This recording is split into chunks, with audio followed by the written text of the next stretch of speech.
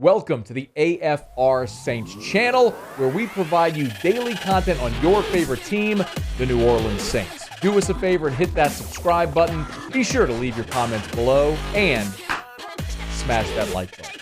Who dat?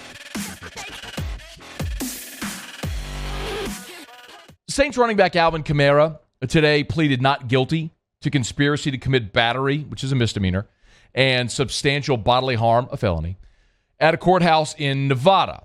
His trial set for July 31st at 10 a.m. likely means if found guilty, his discipline would come in 2023. That's a tweet from Ian Rappaport earlier today. A couple of things notable here. Number one, July 31st, when the trial is set, is during Saints training camp. So Alvin Kamara, I am assuming, is going to be at his trial, or would be required to be at his trial. And so he would miss part of training camp to be at his trial in Nevada. And the other part of that, in bringing charges and now Kamara entering his plea and this going through the legal process, the NFL, if he's found guilty, we'll see what punishment may come of it. But the NFL could certainly, now that charges have been brought against Alvin Kamara formally, could punish him. And when you look at the league's personal conduct policy, we're all assuming that would be a minimum of 6 games. That it's Roger Goodell is judge, juror, executioner. We know that. He could do whatever he wants. It could change, but we're all sort of under the assumption that's what it would be given precedent. This is a line from the personal conduct policy, so if you're wondering on timing, I'll just read it directly here. Anytime the league becomes aware of conduct that may violate the policy, it will undertake an investigation conducted by the NFL Special Counsel for Investigations and Conduct, who will oversee the NFL's investigatory procedure and issues initial discipline for violations of the policy. So basically, they'll wait for the outcome of the case to see in the trial to see what punishment may come. So we're all assuming in July or sometime in August, we'll know what the punishment from the NFL will be on Alvin Kamara, and we're all assuming that he will miss game time this year. At least I am. I'm sure many of you are as well. And the reason that sort of becomes interesting is because it's at a time where the Saints really need to address running back either way. No matter if Alvin Kamara misses time or not. Listen, Kamara didn't have the best season of his career this past year, but he still led the Saints in rushing and was the third leading receiver on the team this year. So on a team that was awful offensively, 22nd in the NFL in scoring, if you were to remove Alvin Kamara from the equation, you're left with an injured Mark Ingram, David Johnson, Eno Benjamin. I mean, it was a problem. So you've got to address that either way. Mark Ingram's coming off of injury. I don't know that anybody is sitting here thinking Eno Benjamin or David Johnson are going to be the answer for this team. So you've got to address running back. Now, if you're looking at Kamara's contract, and that's part of where this conversation starts, the Saints do have an out in Kamara's contract in 2024. So after this season, the Saints do have a potential out for the deal. He's most certainly going to be on the roster this year because his dead cap number is $19 million. But beyond that, they could save with a post-June 1st trade or release designation next year.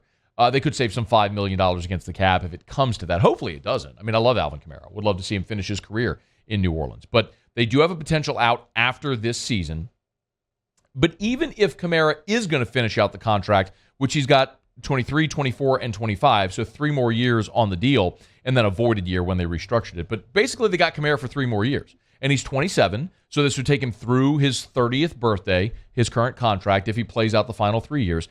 Ultimately, you still have to start to find a complement and potential replacement for Alvin Kamara. That's just what happens with running backs. And we're seeing it now.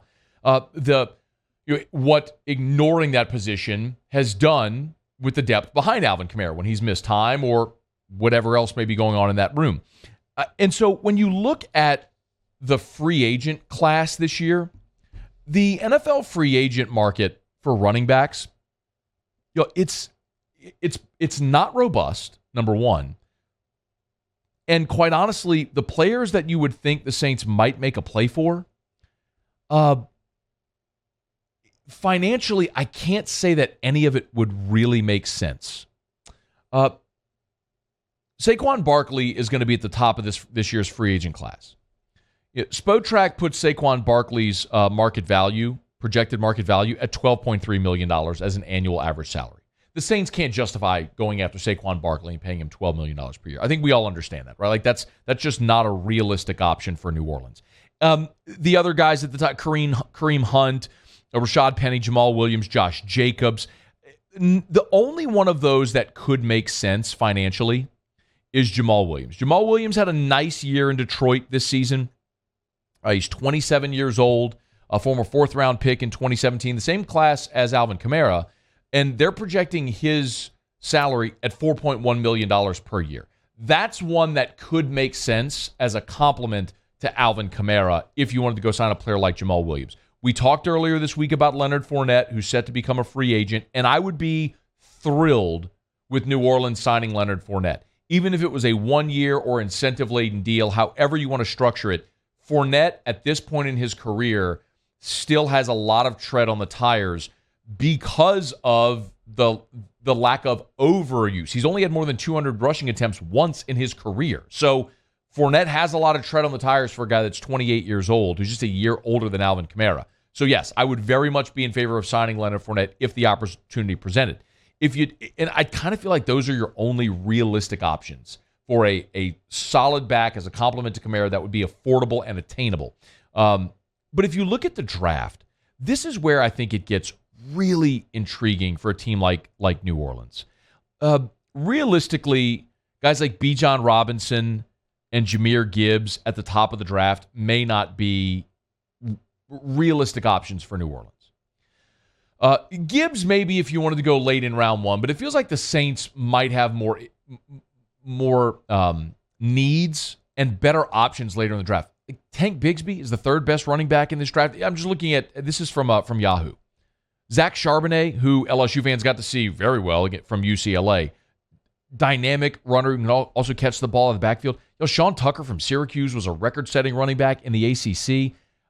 Remember Devon Achane? He's graded out as the sixth best running back in this year's draft. Like, you would love to use a mid-round pick on a guy like Achane. LSU saw Dwayne McBride this year as well, led the nation in rushing from UAB. Zach Evans from Ole Miss. This guy was a former five-star. Athletically, not even a doubt that he could do it, and also a very good pass catcher out of the backfield. Kendre Miller from TCU.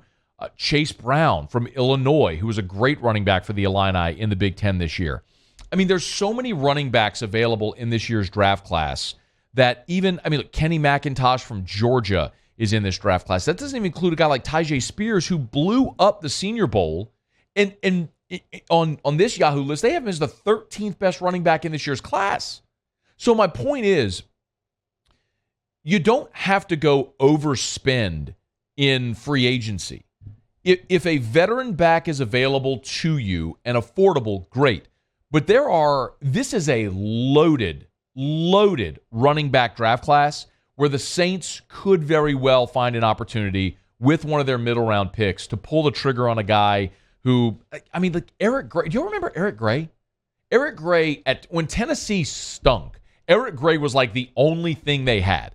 Hard to tackle, powerful runner. He left Tennessee to go to Oklahoma to try to win. Well, Lincoln Riley leaves, and then he just sort of disappeared a little bit from the national consciousness. But Eric Gray is a dynamic runner. Like, I'd be thrilled if Eric Gray ended up in New Orleans with a middle round pick. So just something worth keeping an eye on. That guy, Chris Rodriguez led the SEC in rushing a year ago. They have him graded as the 20th best running back in this year's class. When you think about the Super Bowl and Pacheco from Kansas City, who was a 7th round pick, who became such a dynamic piece of their offense, especially in the second half of the year, you look and you realize stylistically there are backs that may fit what you want to do that you can get middle or late rounds, and I think there are a ton of them in this year's draft class. So I was hopeful the Saints would pull the trigger on a running back a year ago. They didn't, and I think it hurt their offense. This should be a no-brainer this year that with their bevy of draft picks, they are going to use one of them on a running back, and they should get great value somewhere in this draft class. Hey, thanks so much for watching. Please leave your comments. I love to interact, and be sure to hit the red subscribe button below.